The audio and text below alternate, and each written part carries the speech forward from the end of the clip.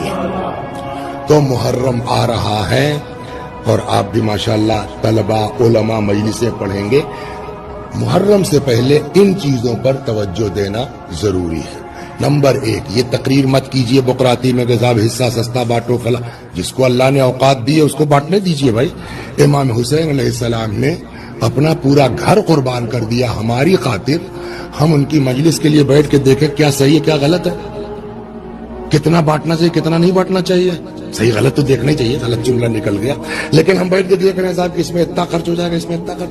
انہوں نے تو نہیں سوچا نا اکبر کو قربان کرتے وقت، بولیے آئے، انہوں نے تو نہیں سوچا نا اصغر کو قربان کرتے وقت، انہوں نے تو نہیں سوچا نا حضرت عباس علیہ السلام کو قربان کرتے وقت. ہم بیٹھ کے سوچے کہ ہاں مین چیز کیا ہے، جائز ہونا چاہیے، صحیح ہونا چاہیے. ہم نے کسی کا کھیت مار لیا، ہم نے کسی کا مکان مار لیا، اس کے بعد ہم 50,000 کی شیر مال بانٹے.